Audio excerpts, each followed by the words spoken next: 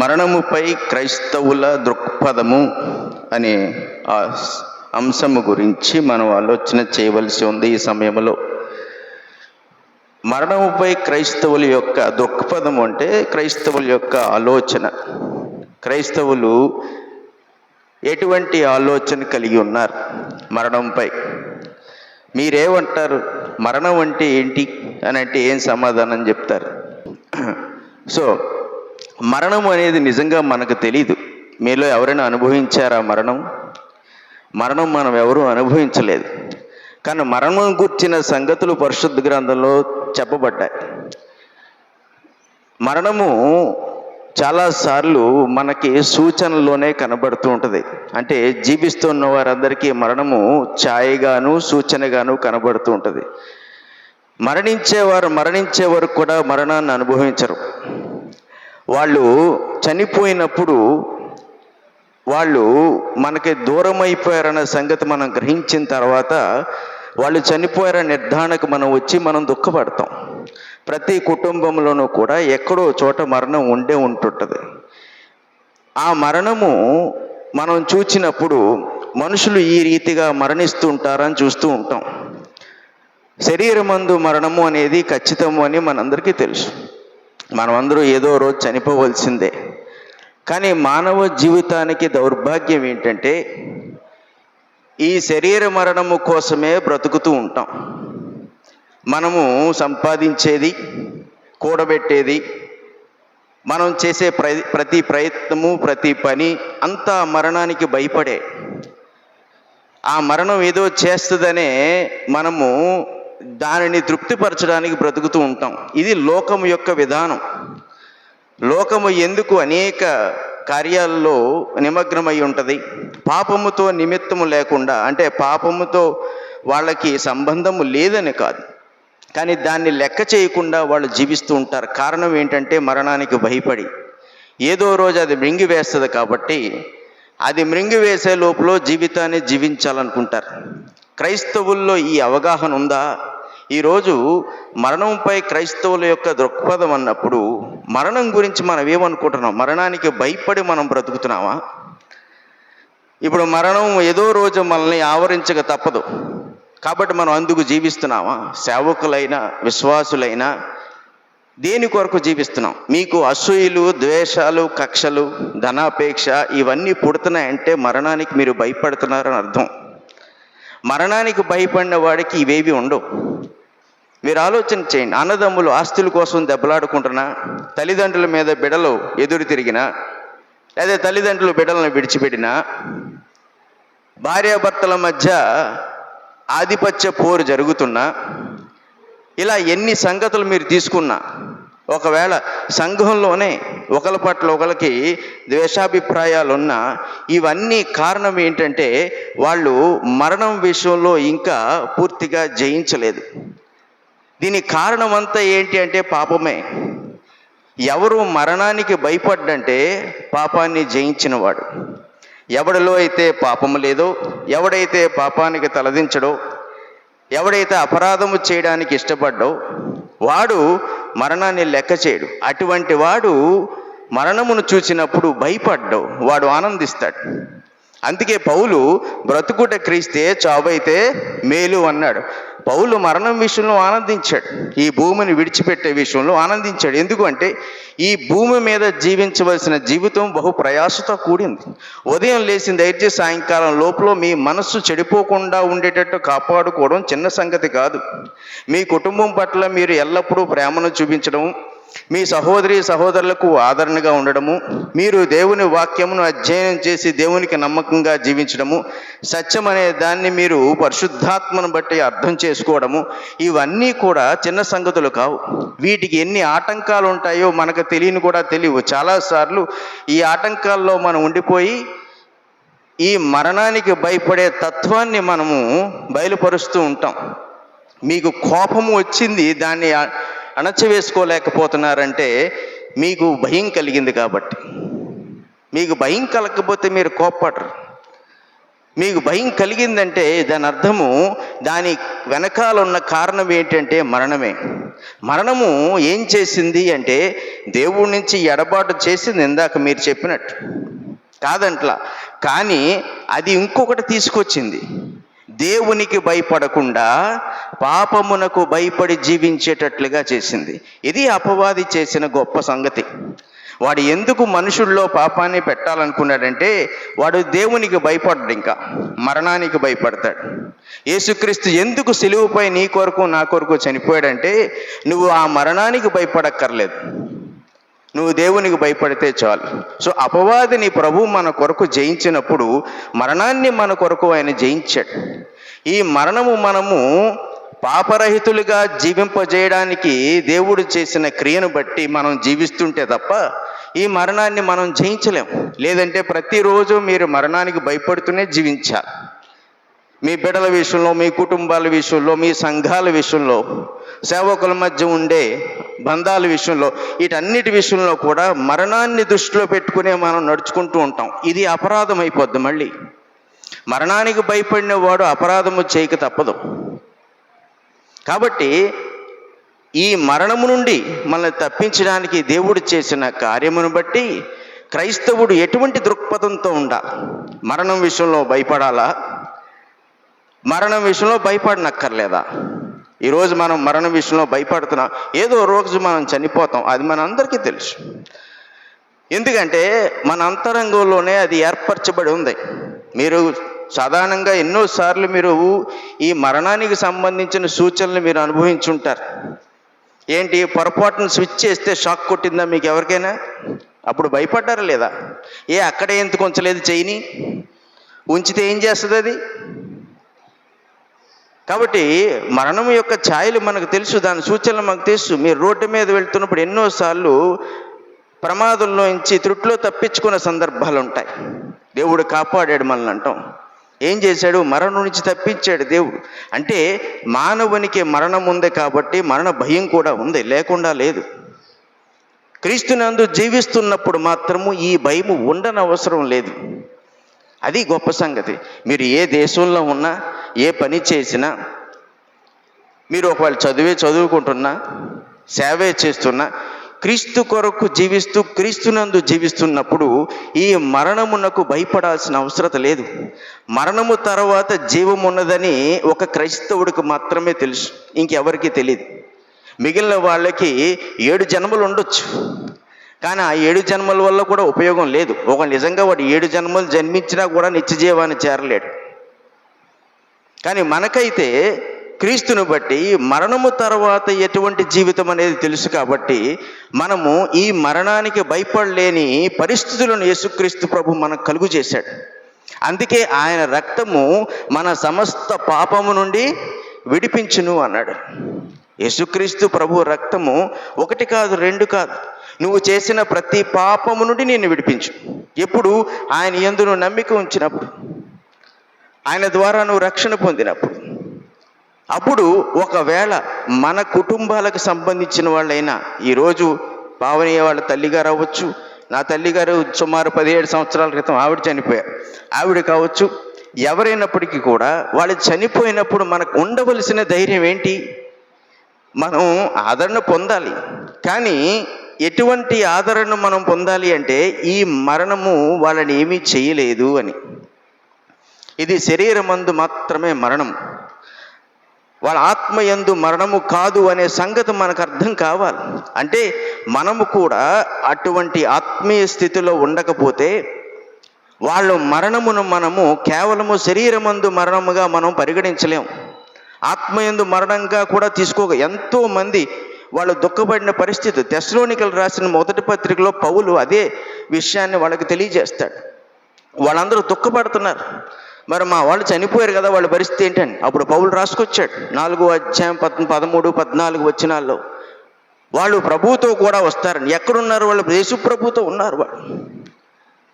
కనుక వాళ్ళ ఆత్మలు, వాళ్ళ యొక్క సమస్తము కూడా ఎవరితో ఉంది అంటే దేవుని యొక్క ఆధీనంలో ఉన్నారు.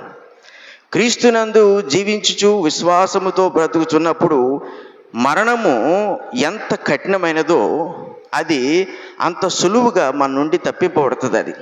అది కేవలము యేసుక్రీస్తు ప్రభు పునరుత్థానం వల్లే సాధ్యమైంది. ఆయన పునరుత్థానుడు కాబట్టే మనం జీవించగలుగుతూ ఉంటాం, ఇకను కూడా జీవిస్తూ ఉంటాం. పౌలు తిమోతికి రాసిన 2వ పత్రిక 1వ అధ్యాయము మనం చూసినప్పుడు ఒక సందర్భంలో మాట్లాడుతూ ఆసియాలో ఉన్న వారందరూ నన్ను విడిచిపెట్టారు అని చెప్తున్నాడు. ఆసియాలో ఉన్న వారందరూ విడిచిపెట్టారు అన్నప్పుడు వాళ్ళు దేన్ని బట్టి విడిచిపెట్టారు? పౌలు గురించి మనకు తెలుసు, మరణానికి భయపడినవాడు కాదు, లేదంటే అన్నిసార్లు చెరసాలలోకి వెళ్ళడు, అన్ని దెబ్బలు తిండు, అన్ని కొరడా దెబ్బలు తిండు. వీటన్నిటిని అనుభవించిన వాడు ఎందుకు అనుభవించాడు క్రీస్తు విషయంలో అంటే మరణానికి భయపడినవాడు కాదు. ఈరోజు శ్రమను అనుభవించడానికి క్రైస్తవులు వెనకాడుతున్నారు, సేవకులు వెనకాడుతున్నారు. సేవకులకి ఈలోక సంబంధమైన ఆశల మీద మక్కువ ఎక్కువ కాబట్టి చాలామంది విశ్వాసులు కూడా ఆ రీతిగా వెళ్తున్నారు. మంచి యథార్థమైన సేవకులు లేరని కాదు, కానీ ప్రధానంగా ఈరోజు క్రైస్తవ్యము ఆ దిశగా వెళ్ళిపోతూ ఉన్నది. కానీ పౌలు అటువంటి వాడు కాదు. తనకు ఉన్నదంతా కూడా క్రీస్తు విషయంలో విడిచిపెట్టాడు. ఇంకా ఆ పైన దేవుడే అతనికి ఇచ్చిన సందర్భాలు ఉన్నాయి, ఇవ్వని సందర్భాలు కూడా ఉన్నాయి. మరణం విషయంలో భయపడలేదు, కానీ ఆసియాలో ఉన్న వారందరూ కూడా విడిచిపెట్టారంటున్నాడు. అంటే వాళ్ళందరూ మరణానికి భయపడ్డారు. పాపం వాళ్ళు పనిచేస్తుంది కాబట్టి పౌలు ప్రకటించిన సువార్తనే వాళ్ళు విడిచిపెట్టారంటే వాళ్ళ హృదయాల్లో మరణము ఎంత బలముగా పనిచేసిందో చూడండి. మరణపు ముళ్ళు ఏది అన్నాడు గుర్తుందా? కొరింథీయులకు రాసిన పత్రిక 15వ అధ్యాయంలో మరణపు ముళ్ళు పాపము అన్నాడు. మరణానికి ముళ్ళు పాపమే. ఈ పాపము వల్ల మరణాన్ని సంపాదించుకున్న మానవుడు దానికి లొంగి బ్రతకడం మొదలుపెట్టాడు. అందుకే ఆసియాలో ఉన్న వారందరూ విడిచిపెట్టారు. కానీ ఒక్క వ్యక్తి గురించి మటుకు చెప్పాడు. ఆ తర్వాత వచనంలో మనం చూస్తే ఒనేసిఫోరు గురించి చెప్తున్నాడు. ఆ 18వ వచనంలో 1వ అధ్యాయం తిమోతికి రాసిన 2వ పత్రికలో చూస్తే అంటున్నాడు, మరియు అతడు అంటే ఒనేసిఫోరు ఎఫెసీలో ఎంతగా ఉపచారము చేసెనో అది నీవు బాగుగా ఎరుగుదువు. తిమోతితో చెప్తున్నాడు. ఒనేసిఫోరు పౌలుకి బహు ఎక్కువగా ఉపచారం చేసినవాడు. అంటే ఏం మర్చిపోయాడు ఒనేసిఫోరు? తన గురించి తాను విడిచిపెట్టాడు. పౌలు ఎటువంటి వాడో ఆసియాలో ఉన్న వాళ్ళు గుర్తించలేదు, ఎటువంటి భక్తుడో గుర్తించలేదు. మరణానికి భయపడ్డారు, విడిచిపెట్టిపోయారు. ఒనేసిఫోరు పౌలుని చూశాడు, ఎవరి భక్తుడో గుర్తించాడు, ఎవడి సువార్తను ప్రకటిస్తున్నాడో చూశాడు. కానీ ఆసియాలో విడిచిపెట్టిన వారి వలె పౌలుని విడిచిపెట్టలేదు. కారణము ఒనేసిఫోరు మరణానికి భయపడలేదు.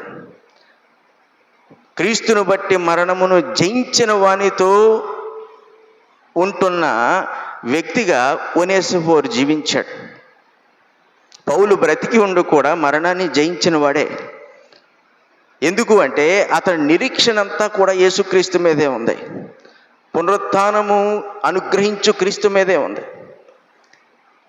ఇప్పుడు ఒనేసిఫోరు గురించి పౌలు మాట్లాడుతూ అంటున్నాడు, ఆ దినమందు ఇదే మనకు కీలకమైంది, అతడు ప్రభువు వలన కనికరము పొందినట్లు ప్రభువు అనుగ్రహించునుగాక అన్నాడు.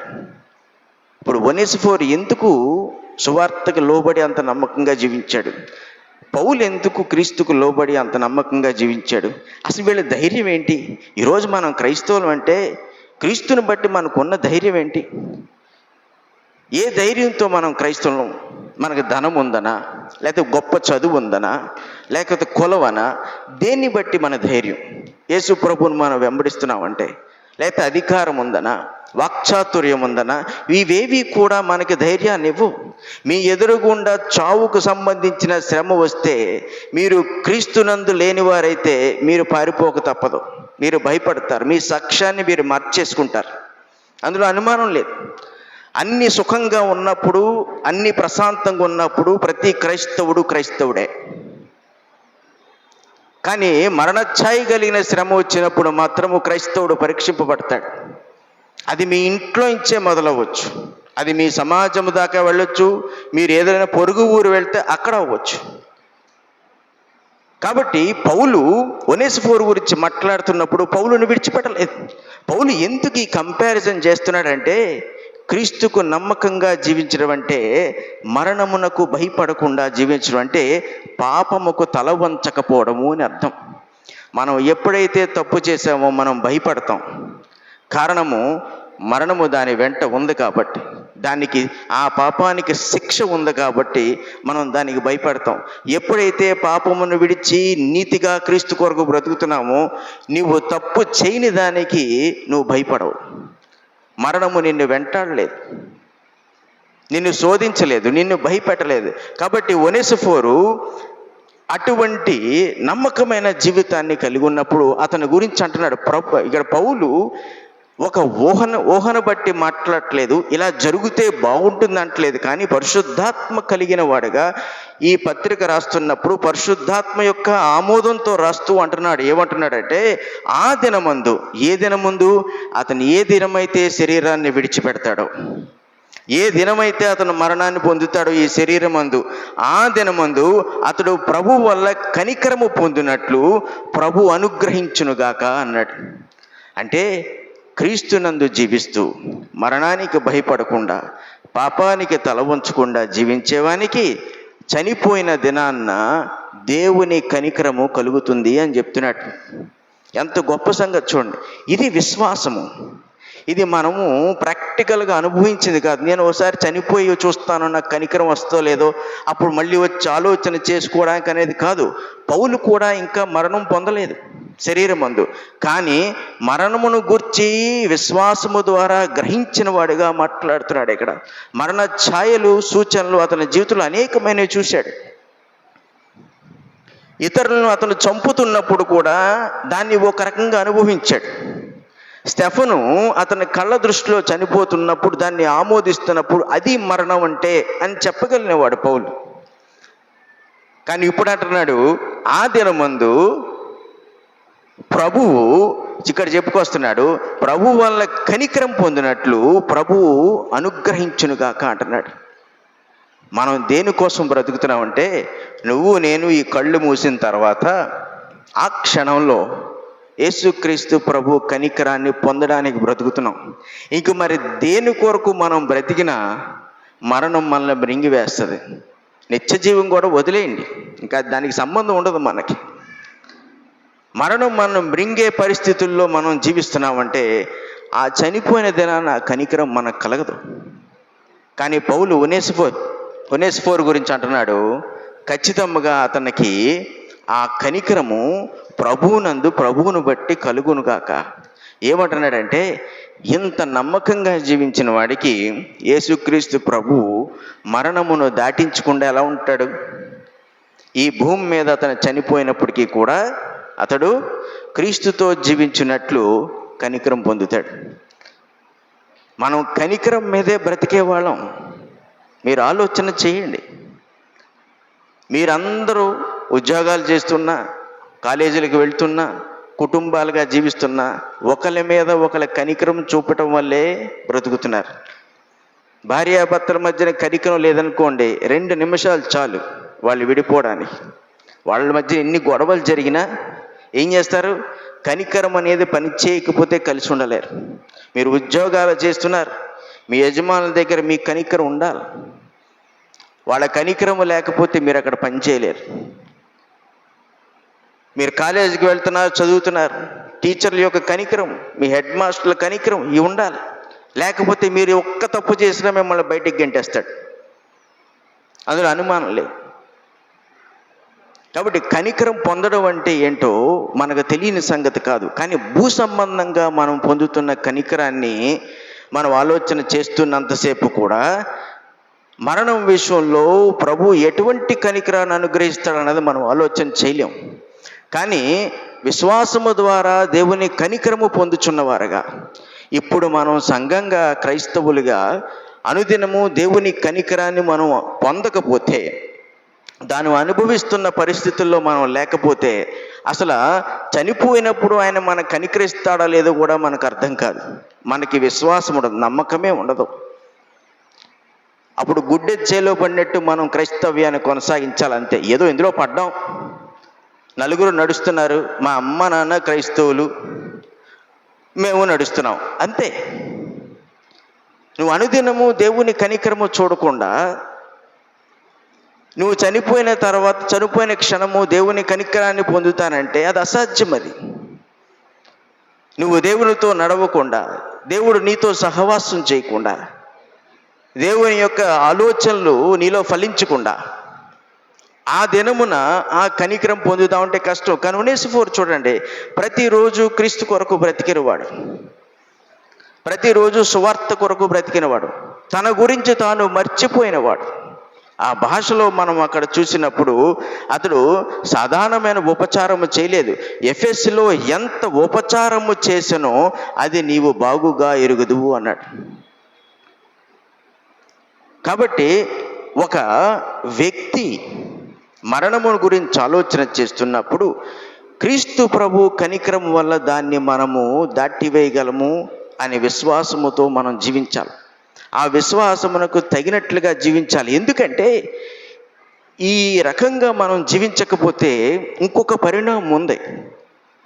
మనం ప్రభువుని బట్టి మరణం దాటేవాళ్ళుగా లేకపోతే ఇంకొక పరిణామం ఉంది. ప్రకటన గ్రంథము 6వ అధ్యాయం 8వ వచనంలో చెప్తున్నాడు, ఇది జరగబోయే సంగతే. అక్కడ అంటున్నాడు, అప్పుడు నేను చూడగా, యోహాను దర్శనం చూస్తున్నాడు. దేవుడు ఇక్కడ తనకు నచ్చిన భాషలో మాట్లాడుతున్నాడు. మానవుడు అది అర్థం చేసుకోవాలనుకుంటున్నాడు. ఆ జ్ఞానాన్ని యోహానికి ఇచ్చాడు, అటువంటి వాళ్ళందరికీ ఇస్తాడు దేవుడు.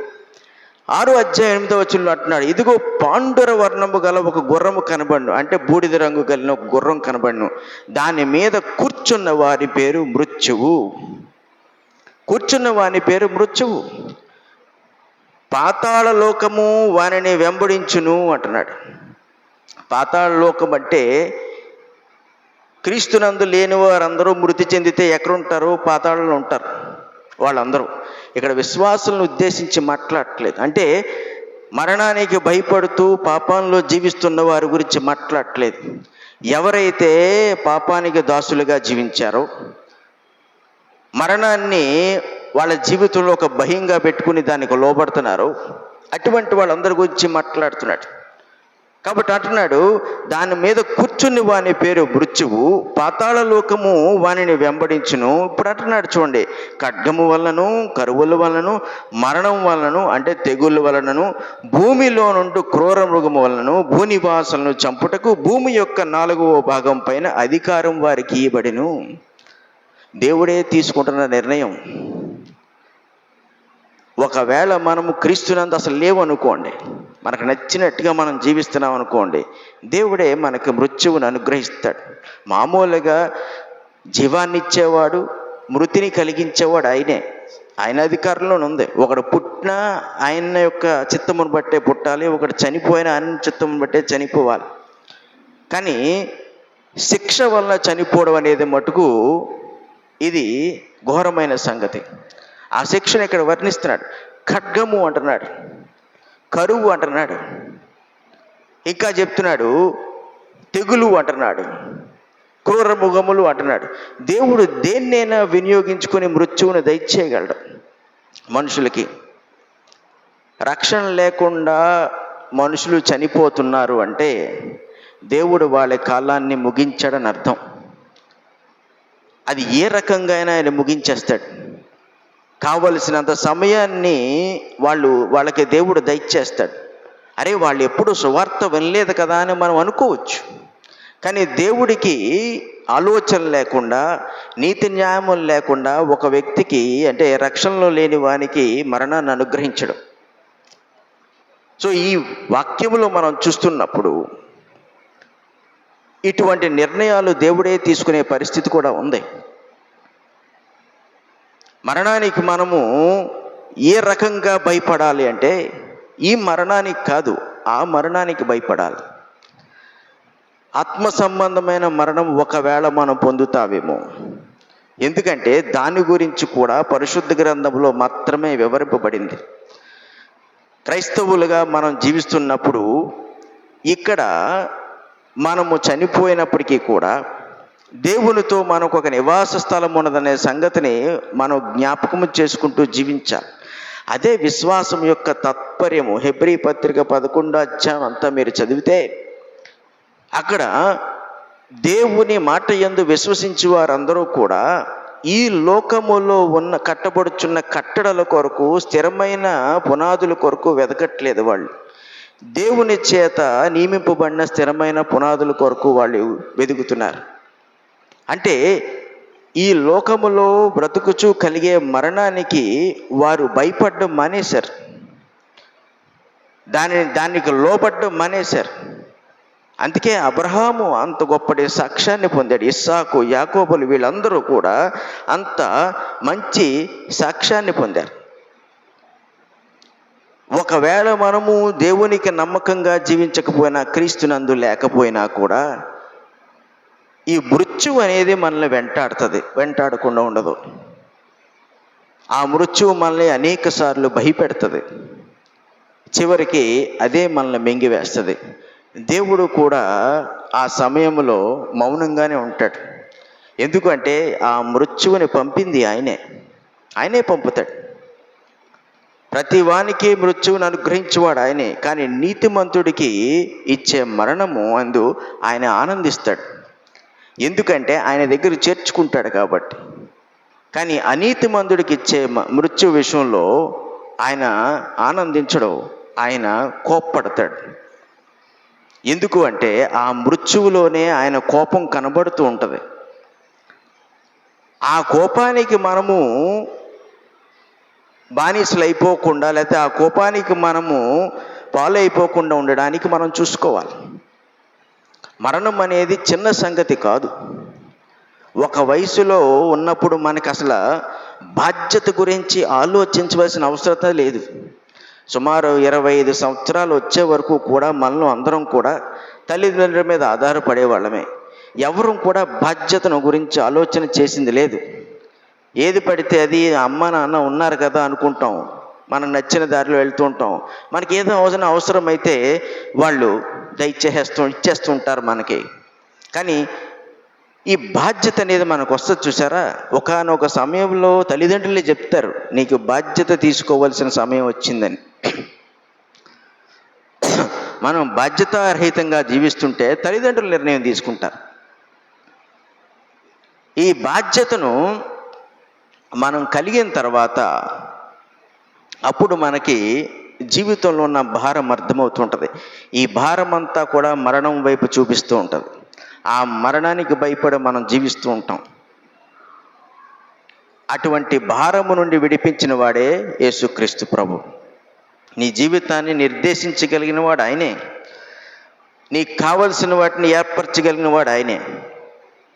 ఆయన ఊరికనే చెప్పలేదు ఆకాశ పక్షుల్ని చూడండి అని. ఎందుకంటే దానికి సమర్థుడు ఆయన.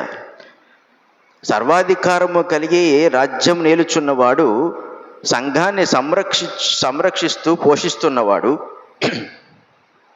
ఆయన మన పట్ల బాధ్యత కలిగి ఉండడంటే అది అసాధ్యం. దేవుడు మనల్ని ఎంతగానో ప్రేమించాడు కాబట్టి క్రీస్తు ప్రభు బాధ్యత కలిగి ఉంటాడు. కాబట్టి మరణం విషయంలో మనకు భారం లేకుండా చేస్తూ ఉంటాడు. ఎఫెసీయులకు రాసిన పత్రిక 1వ అధ్యాయం 2వ వచనంలో పౌలు ఇలా ప్రారంభించాడు. రాస్తున్నప్పుడు 1వ వచనం రాసుకున్నాడు, 2వ వచనంలో అంటున్నాడు, మన తండ్రి అయిన దేవుడి నుండి, ప్రభు అయిన యేసుక్రీస్తు నుండి మీ కృపయు సమాధానము కలుగునుగాక. ఒక వింత ఆశ్చర్యంగా ఉంటుంది. ఏంటంటే పౌలు రాసిన ప్రతి పత్రికకు ప్రారంభంలో ఇటువంటి ఉపోద్ఘాతం ఒకటి ఉంటుంది. పేతురు రాసిన దానికి కూడా అలాగే రాస్తాడు. పౌలు రాసిన ప్రతి పత్రిక కూడా ఈ కృపా సమాధానములు తండ్రి అయిన దేవుడి నుండి యేసుక్రీస్తు ప్రభు నుంచి మీకు కలుగునుగాక అంటాడు. ఒకప్పుడు యేసుక్రీస్తు ప్రభువునే ద్వేషించినవాడు, ఆయన సంఘాన్ని హింసించినవాడు. ఇప్పుడు ఆ కృప ఆయన నుండి, ఆ తండ్రి అయిన దేవుడి నుంచి కలిగే కృప కొరకు, సమాధానము కొరకు ఆశపడుచున్నవాడు. అది అందరికీ కలగాలని కోరుకుంటున్నవాడు. ఎందుకంటే జీవిత మర్మము ఈ రెండిట్లోనే ఉంది. క్రైస్తవుని యొక్క జీవిత మర్మము దేవుడు అనుగ్రహించు కృపలోను సమాధానంలోనే ఉంది. నువ్వు మరణాన్ని జయించావని చెప్పడానికి, నువ్వు బ్రతికున్నప్పటికీ కూడా నువ్వు మరణానికి భయపడలేదంటే దాన్ని జయించడానికి నువ్వు సిద్ధంగా ఉన్నావు.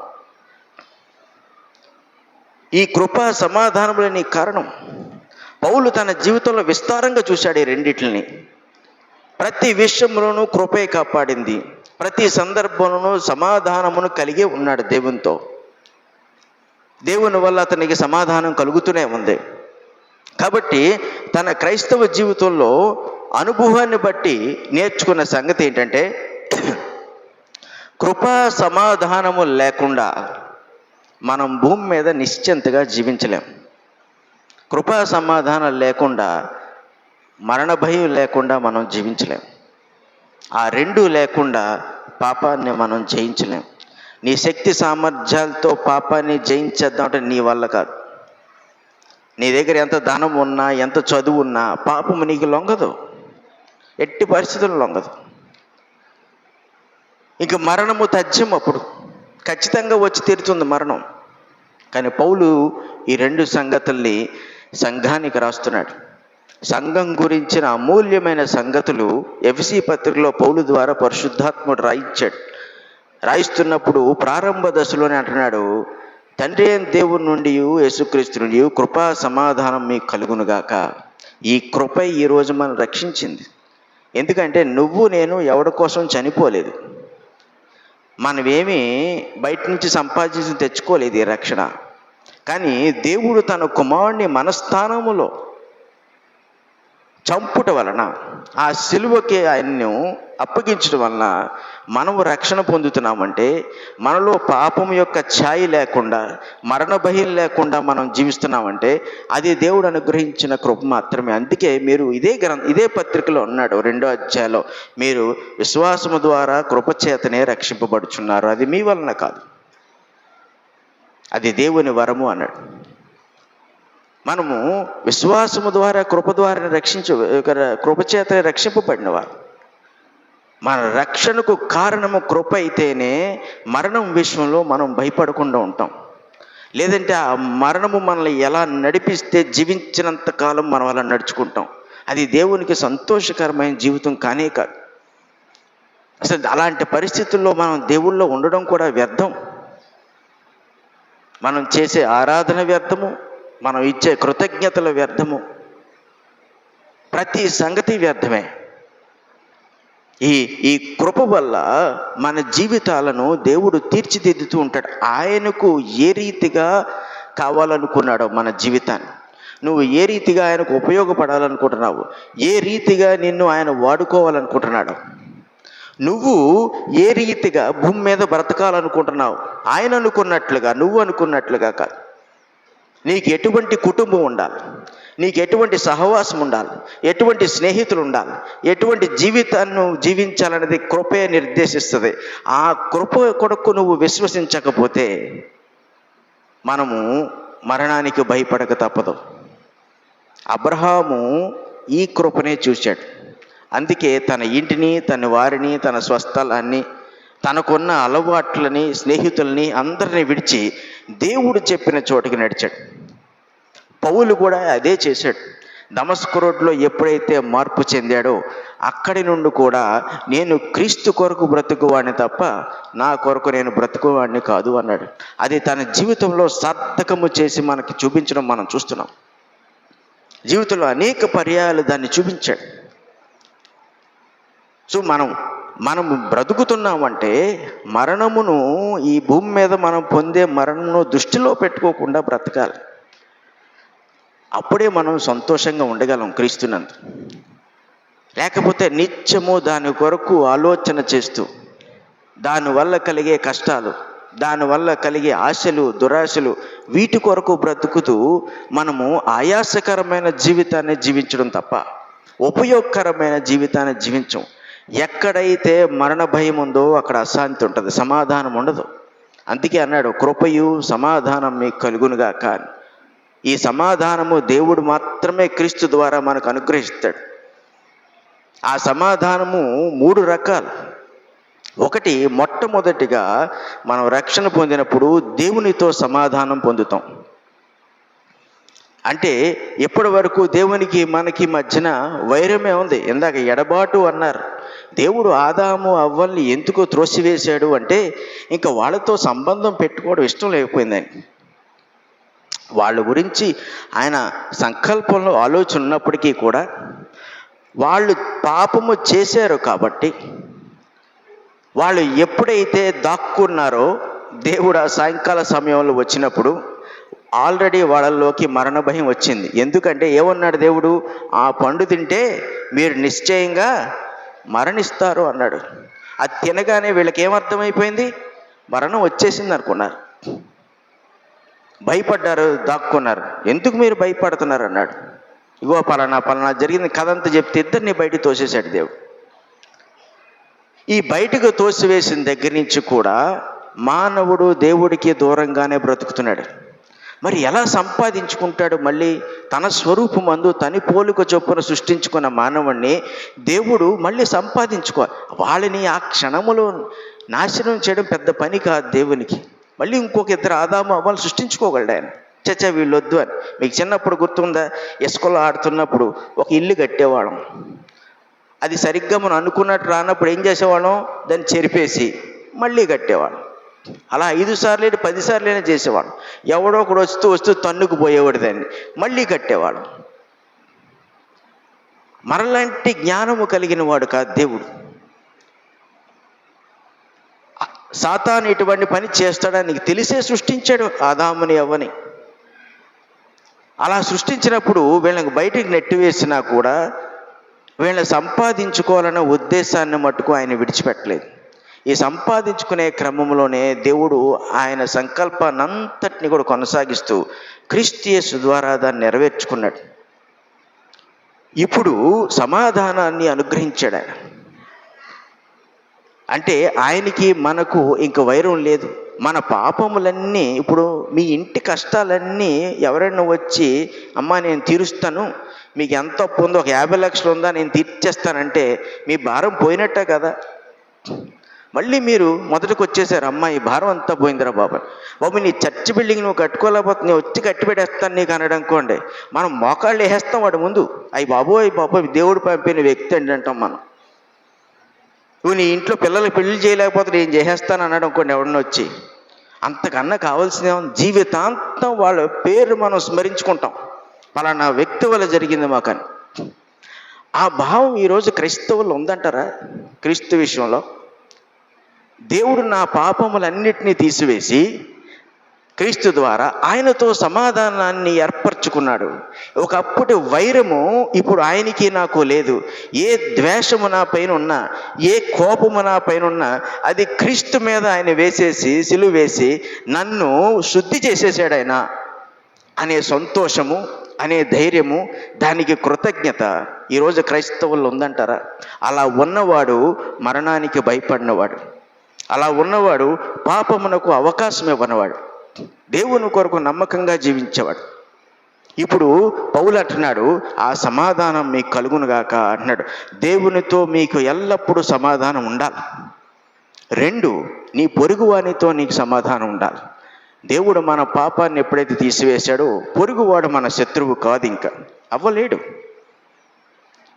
మీరు లాజికల్గా ఆలోచించినా, జ్ఞానంగా ఆలోచించినా, తెలివితేటలతో ఆలోచించినా, ఎలాగ ఆలోచించినా మీ పాపములను దేవుడు పరిపూర్ణంగా కడిగివేశాడంటే మీకు శత్రువు అన్నవాడు లేడు. మీరు ఎవరి మీద చూపిస్తారు ద్వేషాన్ని? మీ కోపాన్ని ఎవరి మీద చూపిస్తారు? మీ కక్షలను ఎవరి మీద చూపిస్తారు? ఎవరి వైపు మీరు చూపించలేరు. ఎందుకు? అవి కడిగివేయబడ్డాయి. నాలో ద్వేషం అనేది లేకపోతే నేను ద్వేషించలేను. యేసుక్రీస్తు ప్రభువు చేసిన గొప్ప కార్యం అది. కనుక నా పొరుగువానితో దేవుడు నాకు సమాధానం ఏర్పరిచాడు. వాడు నా విషయంలో ఏమనుకుంటాడన్న తర్వాత సంగతి, కానీ రక్షణ కలిగిన వానిగా నేను వాడి విషయంలో ఎలా ఉన్నానంటే వాడు నా స్నేహితుడే. నిన్ను వలె నీ పొరుగువాడిని ప్రేమించడి అనేది దేవుడు అనుగ్రహించు సమాధానం వల్లే కలుగుద్ది. లేదంటే మన ఇంట్లో వాళ్ళే మనం ప్రేమించం, మన ఇంట్లో వాళ్ళని మనం ద్వేషిస్తాం, మన ఇంట్లో వాళ్ళని బయటికి తగిలేస్తాం, లేదా మన ఇంట్లో వాళ్ళని చెడ్డవాళ్ళని చేస్తాం, మన ఇంట్లో వాళ్ళ ఇచ్చే మనం దొంగతనాలు చేస్తాం, ఆస్తులు లాగేసుకుంటాం, ఏదైనా చేస్తాం. ఇంకా పక్కింటోడి గురించి వచ్చిందనుకోండి వాడి ఇల్లు పడగొట్టేస్తాం మనం, ఈ సమాధానం లేకపోతే. కానీ క్రైస్తవులుగా దేవుని సమాధానం పొందినప్పుడు పొరుగువాడు ఎవడు అంటే దేవుని స్వరూపమందు సృజింపబడిన వాడన్న జ్ఞానము ఈ సమాధానం ద్వారా దేవుడు ఇస్తాడు. అంతేకాదు, ఒకవేళ బయట వాళ్ళ వల్ల నీకు హింస కలుగుతున్నా, ఎవడి వల్లైనా సరే హింస కలుగుతున్నా, ఈ సమాధానమే నిన్ను కాపాడుతూ ఉంటుంది. దేవుడు అనుగ్రహించిన సమాధానమే. నువ్వు వాడి మీద యుద్ధం చేయక్కర్లేదు, వాడిని దుర్భాషలాడక్కర్లేదు. కానీ నీ సమాధానము నువ్వు నిలుపుకుంటే దేవుడు నీ పక్షముగా ఫలితాన్ని అనుగ్రహిస్తాడు. అందుకే మనం మరణానికి భయపడక్కర్లేదు.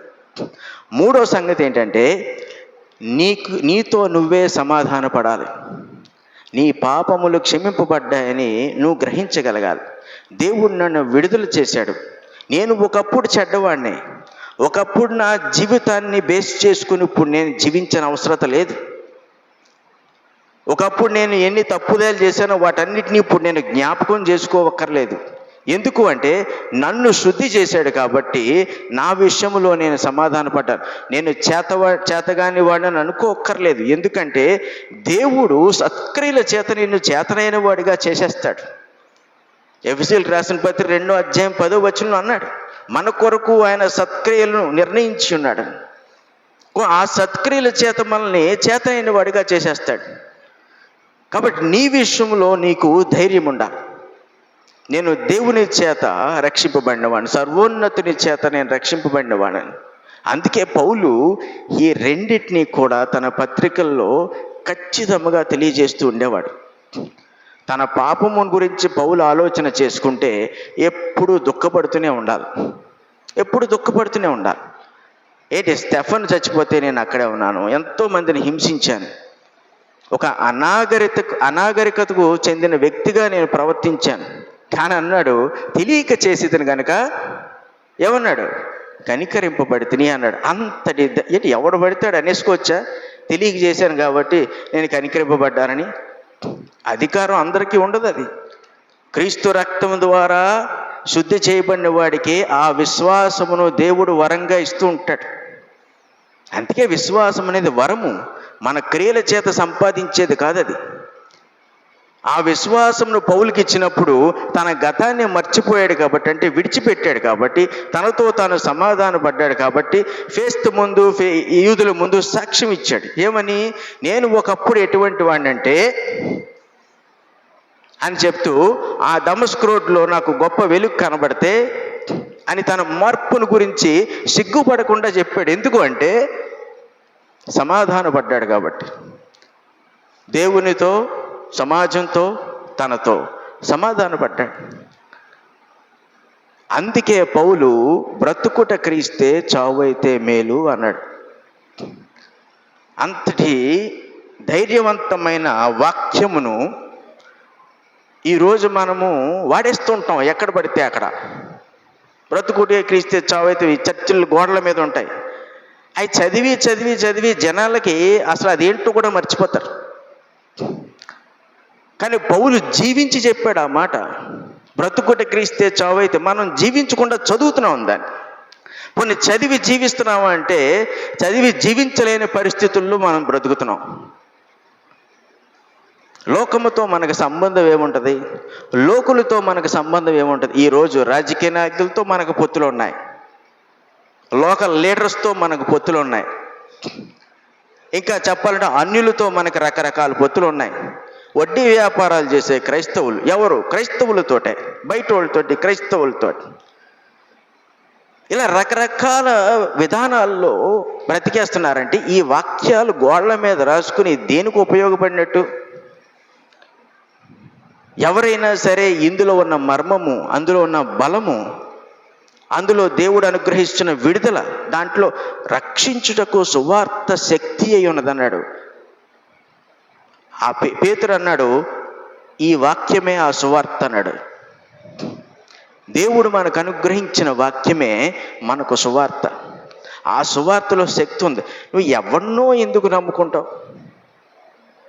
మొన్న 2 రోజుల క్రితం ఒక సువార్తికుడు నాకు ఒక ఫేస్బుక్లో ఒక మెసేజ్ పెట్టాడు. అయ్యా, ఇలా మారుమూల ప్రాంతంలో పనిచేస్తున్నాను, 15 సంవత్సరాల నుంచి క్రీస్తు సంఘంలో నేను పనిచేస్తున్నాను, నా పరిస్థితి సంఘం ఇది, ఇక్కడ తినటానికి లేదు, ఉండటానికి లేదు, చాలా కష్టాల్లో ఉన్నాడు. చదివితే బాధేసింది. ఎవడికి బాధ ఏది? ఒకడు కష్టంలో ఉన్నాడంటే మనం క్రీస్తుని నమ్ముకున్నప్పుడు. కానీ నాకు ఆలోచన తట్టింది, మరి 15 సంవత్సరాల నుంచి ఏం చేసావు నువ్వు అని. 15 సంవత్సరాల నుంచి ఎంతోమంది దగ్గరికి వెళ్ళాడట, కానీ ఎవరూ సాయం చేయలేదట. మరి ఎందుకు వెళ్ళావు నువ్వు ఎవడో దగ్గరికి వెళ్ళే కన్నా మొదటి రోజు నుండే నీ దేవుడి దగ్గరికే నువ్వు వెళ్ళుంటే ఈ 15 సంవత్సరాల్లో దేవుడిని నీ పాటికి తీర్చిదిద్దేవాడు. నీ కష్టాలు వచ్చినప్పుడు పరిగెట్టకూడదు ఎక్కడికో. భక్తిని చేస్తున్న వాళ్ళందరికీ అర్థమయ్యేది ఏంటంటే, మరణపు ఛాయే శ్రమ, కష్టము. అవి వచ్చినప్పుడు దాన్ని తొలగించగలిగిన వారి దగ్గరికే వెళ్ళాలి. దాని మీద అధికారం లేని వాళ్ళ దగ్గరికి వెళ్తే వాడిలో ఉన్న ఇంకొక 4 చెత్త ఆలోచనలు మనలోకి వస్తే తప్ప పరిశుద్ధులుగా జీవించడానికి ఒక్క ఆలోచన కూడా వాళ్ళు ఇవ్వలేరు. కనుక సంఘానికి పౌలు రాస్తూ అన్నాడు, మీకు కృపా సమాధానమే కలగాలి సుమా, అందుకే కలుగును గాక అన్నాడు. గాక అంటే అర్థం ఏంటంటే అవి తప్ప మీకు ఇంకేమీ కలగకూడదు. అందులోనే మొత్తం జీవితం ఉంది. నీకు ఏ లోటు ఉన్నా, ఏ కష్టం ఉన్నా అందులోనే ఉంది రహస్యం అంతా. అందుకు పౌలు అనుభవజ్ఞుడు కూడా. అపోస్తుల కార్యములు 27వ అధ్యాయం 37వ వచనంలో మనం చూసినప్పుడు, అప్పటికి పౌలు రోమాపట్నం వెళ్ళడానికి ఓడ ఎక్కాడు. ఓడ ఎక్కి ప్రయాణం చేస్తున్న పెద్ద తుఫాన్ వచ్చింది. అప్పటికే చెప్పాడు, ఈ ప్రయాణం ఇక మీద కొనసాగించకుండా కొద్ది రోజులు ఇక్కడ ఆగిపోతే మంచిదని శతాధిపతి చెప్తే వినకుండా బయలుదేరిపోతే ఈ తుఫానికి అందరూ చచ్చిపోతాం అనుకున్నారు. మరణం విషయంలో మన దృక్పథం ఏంటనుకుంటున్నాం మనం? మరణ భయం అందరికీ వచ్చేసింది. మొత్తం ఓడల్లో ఉన్న వాళ్ళతో చచ్చిపోతామని తింటం మానేశారు. ఎందుకు? చచ్చిపోయేదానికి తినడం ఎందుకు? బ్రతికేవాడు ఎవడన్నా తింటాడు, చనిపోయేవాడు తినడం ఎందుకు? ఈ భయానికి తినటం మానేశారు. అంటే వాళ్ళ గుండెల్ని చేతిలో పెట్టుకుని కూర్చున్నారు. అలా ఆ ఓడలో 276 మంది ఉన్నారు. అందులో భయపడినవాడు ఎవడో చెప్పండి? ఎవరండి? ఒక్క పౌలు ఒక్కడే. చచ్చిపోతాం, మరణం వచ్చేసింది, ఈ తుఫానికి ఖచ్చితంగా చనిపోవలసిందే. ఆ తుఫానికి పైగా ఆ ఓళ్ళన్నీ కూడా చెక్కతో చేయబడినవి. ఈ తుఫాను దాటికి తట్టుకునేవేం కాదు. అంత గొప్ప తుఫాను వచ్చినప్పుడు 275 మంది మరణిస్తామని అనుకుంటే ఒక్క వ్యక్తి మటుకు ఏమన్నాడు? ఈ రాత్రి నా దేవుని దూత వచ్చి నీతో పాటు అందరూ కూడా బ్రతుకుతారని చెప్పాడు. ఇది నమ్మదగినది, లేచి తినండి అన్నాడు. మీకు సంగతి తెలుసా? వాళ్ళు మహా ఉంటే అతనితో కూడా 4-5 క్రైస్తవులు అంతే. మిగిలిన వారందరూ అన్యులే. ఎవరికి క్రీస్తు అంటే నమ్మకం లేదు. కానీ అందరూ భోంచేశారు, అందరూ తిన్నారు. ఆ రోజు అందరూ తిని మిగిలిపోయిందంతా సముద్రంలో పడేశారు. అంటే ఆ బస్తాలన్నీ ఎందుకు తిన్నారు? ఒక పౌలు వంటి సామాన్యుడు చెప్పేస్తే తినేయడమేనా? బ్రతికేస్తావు అని ఒక ఆశ కలిగిందా? ఒక సేవకుడు నోట్లోంచి వచ్చే మాట అంత బలమైంది. ఎటువంటి సేవకుడు? మరణానికి భయపడిన సేవకుడు, పాపానికి అవకాశం ఇవ్వని సేవకుడు. అటువంటి వాడికి దూత ప్రత్యక్షమే చెప్పిందంటే వాళ్ళందరూ నమ్మారు. 276 మంది కూడా ఒక్క ప్రాణం పోకుండా బయటపడ్డారు. ఓడ మొత్తం బద్దలైపోయింది. ఓడ అసలు ఏం మిగలలేదు. అది దేవుడు వాళ్ళకి సూచనగా ఇచ్చాడు, మరణాన్ని తప్పించి. దేవుడు కృపా సమాధానాలు మనకు తోడుగా ఉంటే మనల్ని దేవుడు ఈ మరణ సంబంధమైన వాటిని తప్పిస్తున్నప్పుడు నిత్య జీవం విషయంలో శరీర మరణమును కూడా ఆయన మన నుండి తీసివేస్తాడని నమ్మకం మనకు కలుగుద్ది. దేవుడు అందుకే మనతో పనిచేస్తూ ఉంటాడు అనుదినము. మనతో అందుకే ఆయన సహవాసం చేస్తూ ఉంటాడు. ఈ వాక్యాన్ని ఎందుకు ఇచ్చాడు? అందుకే ఇది ఓపెన్ చెయ్యం మనం. మన సమస్య ఏంటంటే, ఇంకోటి చెప్తాను, చిన్న ఉదాహరణ. ఒక సువార్తికుడు ఈ వైజాగ్ ప్రాంతానికి చెందినవాడే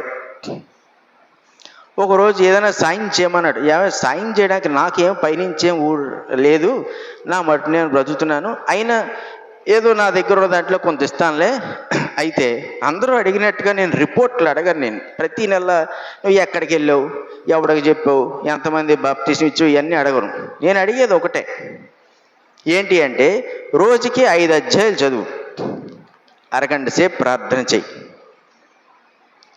ఈ విషయంలో నమ్మకంగా ఉండు అంతే అన్నాడు.